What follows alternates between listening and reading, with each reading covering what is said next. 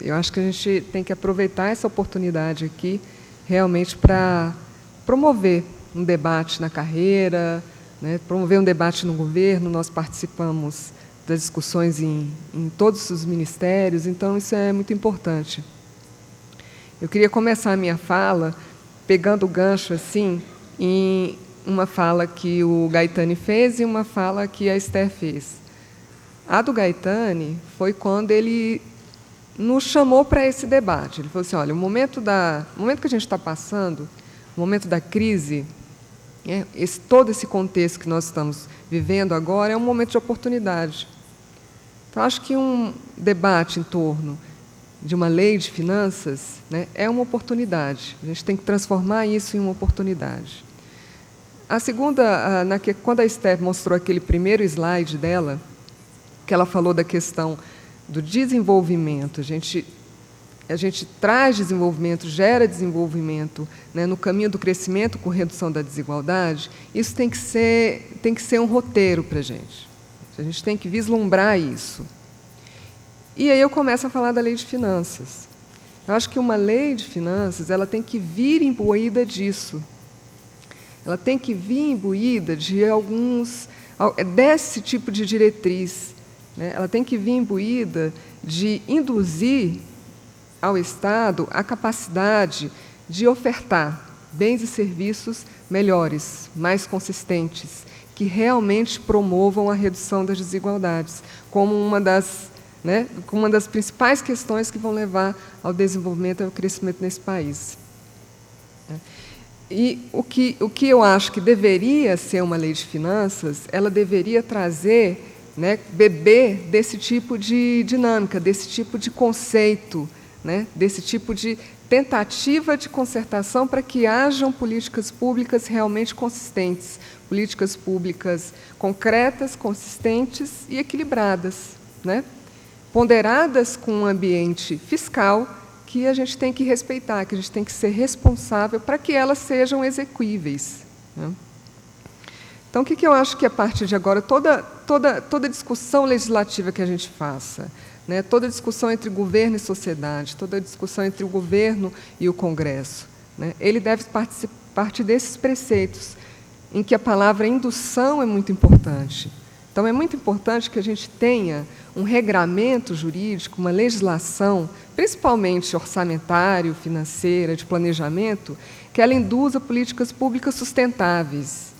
Porque aí a gente fala de viabilidade, aí a gente fala de estratégias de financiamento para que essas políticas sejam sustentáveis. A gente tem que pensar a política pública a partir disso.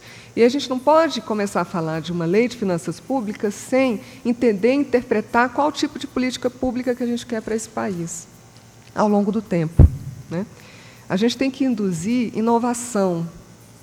Então, a gente está num ambiente hoje, eu percebo isso claramente, em que a gente não consegue trazer para o âmago do governo, para a discussão entre os gestores públicos, nas nossas carreiras, nas nossas discussões de maneira geral, inovações em metodologias, em técnicas de gestão. A ENAP está tentando nos ajudar muito nisso. Quem participou do seminário de inovação que a ENAP fez no ano passado, né, Zé? Foi um seminário fantástico, que trouxe essa discussão. E tem muita inovação acontecendo. Agora ela tem que se concretizar cada vez mais, ela tem que contaminar também os nossos processos, a nossa gestão orçamentária, os nossos instrumentos de planejamento, a nossa gestão fiscal. Isso eu ainda não percebi que esteja acontecendo, né?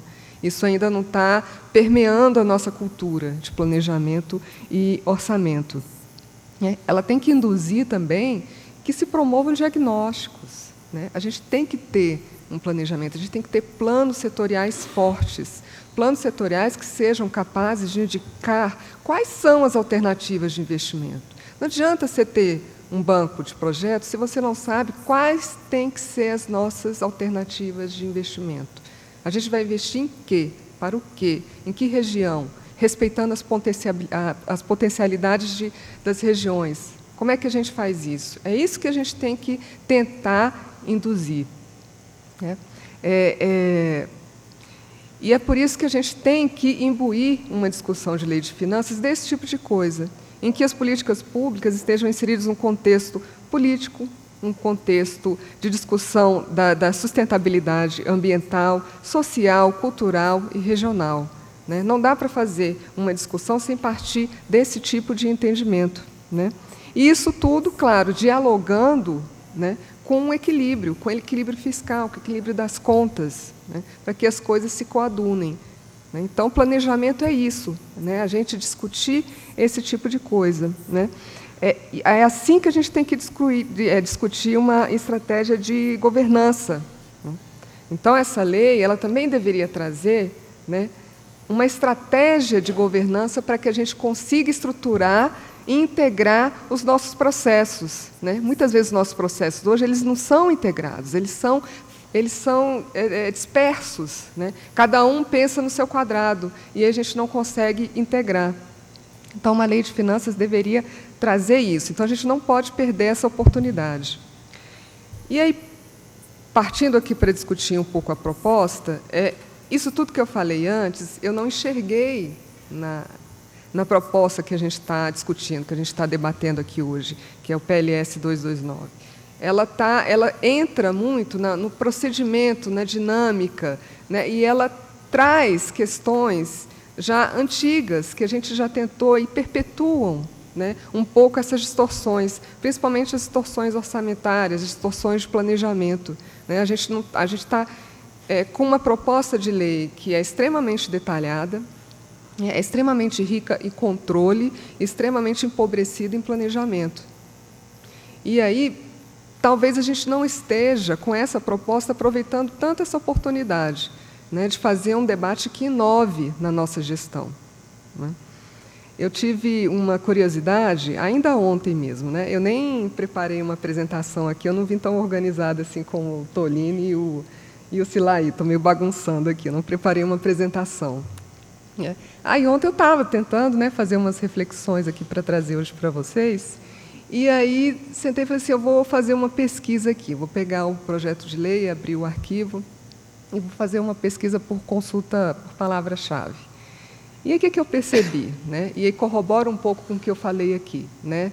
De detalhamento excessivo, de uma lei que pode ser que gere ainda mais restrições do que a gente tem hoje, que burocratize muito mais os nossos processos do que eles são burocratizados hoje, e que meio que restrinja um pouco a nossa capacidade, a nossa tentativa de inovar em gestão pública, né? E aí eu vi que, aí coloquei lá, planejamento. A palavra planejamento aparece 19 vezes, nos 93, ao longo dos 93 artigos da lei, né?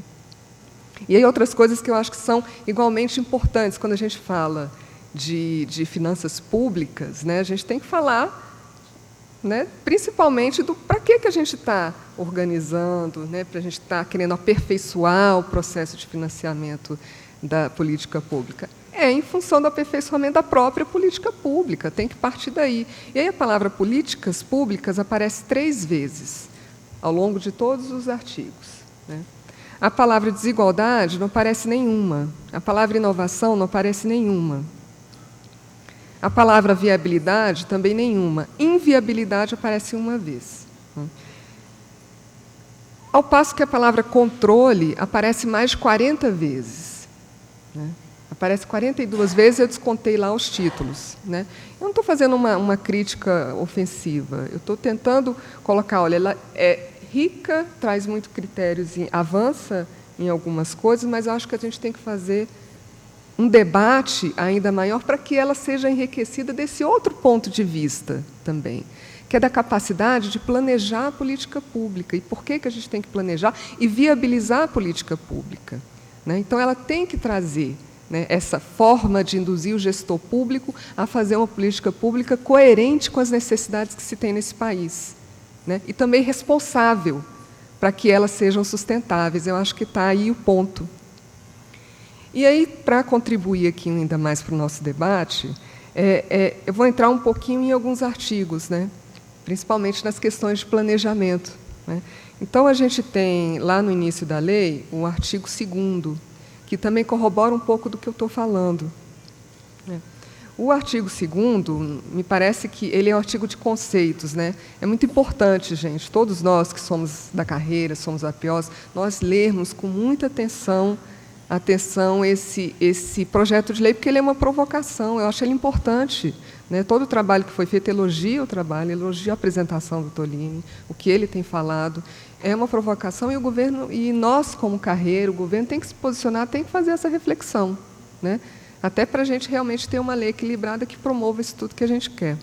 Então, o artigo 2º, voltando, ele tem, me parece que 23 ou 25 incisos, todos sobre conceitos. Conceito de programa finalístico, conceito de indicador, conceito de diretriz, conceito de metafísica, e por aí vai, ele conceitua tudo. Exatamente, são 29 incisos. Né? E ele entra em algumas questões que aí sim tem que ter realmente uma discussão anterior. E nem sei se precisa estar numa lei. Eu acho que boa parte desses conceitos precisam estar numa lei complementar, porque aí restringe demais. Né? Qualquer coisa que daqui a alguns anos você precise rever, precise inovar, até mesmo em função dos padrões internacionais, do avanço internacional, do nosso próprio avanço, você tem uma lei complementar que está te prendendo aquilo. Né? Então, ela define conceito de iniciativa de investimento, projeto de investimento plurianual, aí depois vem projeto do próprio orçamento. Então, isso é uma discussão que ainda precisa muito ser feita, né, para a gente poder colocar isso numa lei complementar. Né? Eu acho que a gente deveria repensar esse tipo de coisa. Lá no capítulo que fala sobre do planejamento e do orçamento e das disposições gerais, acho que seria, né, um momento adequado para trazer, né, essas reflexões, essa indução do que tem que ser uma política pública coerente com o contexto de financiamento dela. Né? E ele não traz. Né? Depois ele já começa a falar dos instrumentos. E aí você fica meio assim, bom, mas para que eu estou criando todos os instrumentos? Qual é a grande orientação? Né? A orientação que aparece, a única que eu vi, ela aparece no artigo 4 em um inciso, que é uma linha. Né? A elaboração de estudos, diagnósticos e avaliações da situação existente. A gente tem que melhorar isso. Né? Então, a gente tem que ter planejamentos setoriais, a gente tem que ter diagnósticos muito concretos. Se a gente fizesse uma enquete aqui, seria até curioso, gente. Nós estamos aqui nas áreas de planejamento, né? Nos ministérios, estamos na SPI, na SOF. Em quantos momentos a gente vê uma discussão, né, para o aperfeiçoamento, para a criação de uma política pública, para que ela seja executada, para que ela seja proposta, que seja sempre baseada, sempre, na medida do possível, baseada em um bom diagnóstico que mostre, né, onde tem que ser feitos os investimentos, quais as escolhas que têm que ser feitas. Né? Eu sei, também não sou inocente, isso nem sempre é possível, mas isso tem que ser perseguido. Né? Então, isso tinha que estar aqui previsto. Não como PPA, gente. PPA é um instrumento, mas como estratégia de planejamento de uma política pública. Colocar uma política pública de pé, isso é importante, isso não está presente. Né? Aí, depois, no artigo 5º, né, ele parte já para o Sistema Nacional de Investimentos, aí eu vejo com muito receio. Né? Porque o que significa você consubstanciar todos os sistemas, todos os bancos, né, dos outros entes da federação, imagina o tamanho disso, dos outros entes da federação em um banco de projetos. Né?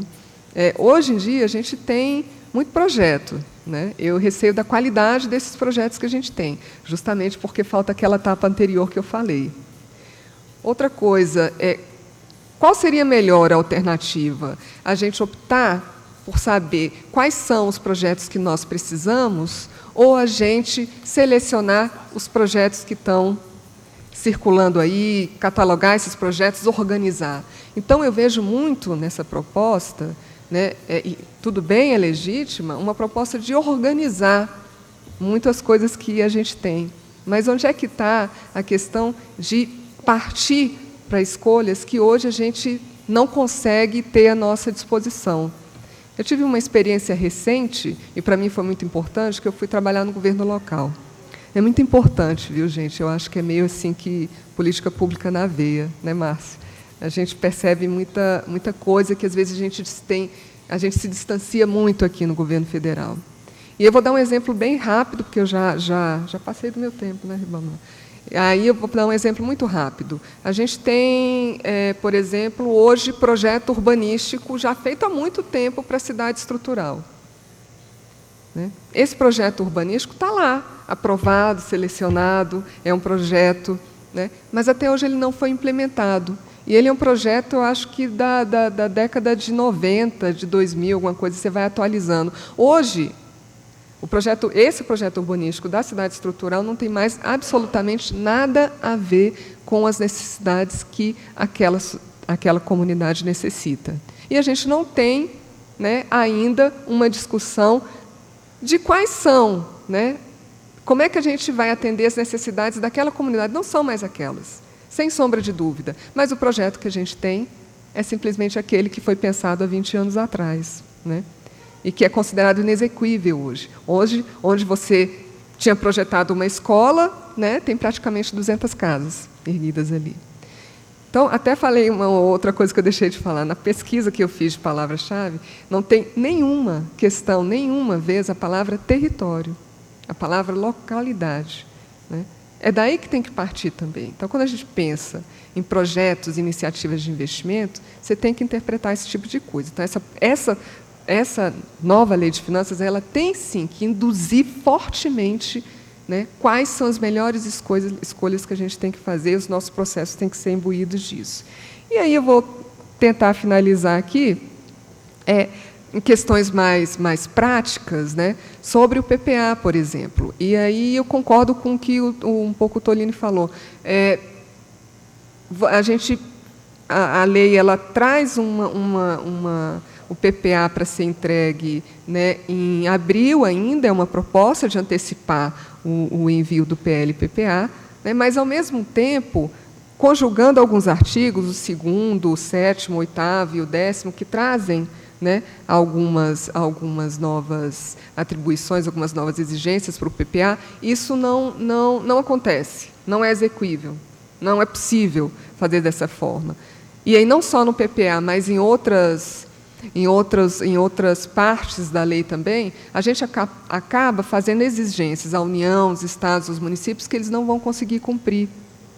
E aí, hoje, a gente já sabe disso, né, gente? A gente, às vezes, cria uma legislação que o gestor, que os governos não conseguem cumprir aquela legislação. Não é possível, né? Então, você tem um PPA simplificado, que a gente pode pensar nisso, não sei se em abril, ou maio, ou junho, a gente pode pensar nisso, um PPA mais estratégico, né? Hoje a gente já elabora o PPA muito relacionado com o programa de governo, leva em consideração, mas se ele tiver que responder a todas essas questões, aqui não acho ruim uma projeção fiscal no PPA, a gente tem que repensar isso. Eu acho que, nesses termos que está sendo colocado aqui, não é possível de ser feito, né? E aí, se aparecer na lei, a gente vai ter que fazer, e aí a gente vai ter aquela história, né? Bom, eu vou entregar um produto no dia 30 de abril, mas vai ser o produto do dia 30 de abril, não aquele que seria, né, o adequado para ter um bom planejamento de governo. Agora, só para terminar, prometo, a lei também versa sobre avaliação, né? E aí ela coloca a avaliação, né, junto com controle e custos. São coisas diferentes. Controle tem que ser feito, é legítimo, é preciso ser feito controle, né? Tem todo um regramento aqui para controle externo, controle interno, tudo bem, mas a avaliação ela é voltada, né, para o aperfeiçoamento da política pública, ela faz parte, ela é intrínseca ao processo de gestão, né? A avaliação é para isso. Então, você colocar técnicas, metodologias, exigências de avaliação de políticas públicas numa lei complementar, né, eu até colocaria mais em termos de diretrizes gerais, né? Eu acho que não deve. Avaliação, a gente discute avaliação o tempo inteiro. O tempo todo a gente tem inovações, o tempo todo a gente tem, né, várias questões, avaliações quantitativas, avaliações qualitativas, avaliações mistas, somativas, formativas e por aí vai, né? Tem um escopo grande, amplo e bom, né, de metodologias de avaliação. Acho que a gente não deve trazer isso para um ambiente de uma lei complementar que vá definir ad eterno como é que você tem que fazer aquilo, né? Eu acho que não deveria fazer isso. Lá em monitoramento e avaliação, a lei versa nos artigos 85 e 86, né, sobre monitoramento e avaliação. Fala tudo, né? Como é que tem que ser o monitoramento e avaliação. Mas ele não fala para que a gente tem que fazer monitoramento. Né? Monitoramento, a gente tem que ser um monitoramento maduro, objetivo, suficiente para prever restrições, para antecipar situações e resolvê-las. Essa é a diretriz geral do monitoramento. Né? Então, tem que trazer na lei de finanças, gente, também, induções e constrangimentos. A lei de finanças ela tem que constranger também. Tanto o governo como o próprio Congresso, se constranger e levá-los a se comprometer com uma gestão pública qualificada. Né? Isso tem que acontecer. E isso aqui ela tá indo direto no processo, sem fazer esse tipo de discussão antes. Eu queria, então, me desculpar aqui pelo avançado, né? Passei do meu tempo, agradecer a oportunidade, né? E vamos aproveitar aqui esse debate hoje aqui na ENAP, que a SECOR, né, e a ENAP estão oferecendo para a gente fazer o debate, e vamos tentar aprofundar, tentar contribuir para essas propostas, tentar contribuir para uma reflexão no âmbito do governo, né, que a gente equilibre um pouco mais a proposta que está sendo discutida agora, nesses termos também, nessa lógica muito de monitoramento, de avaliação e de qualificação da gestão e das políticas públicas. Obrigada.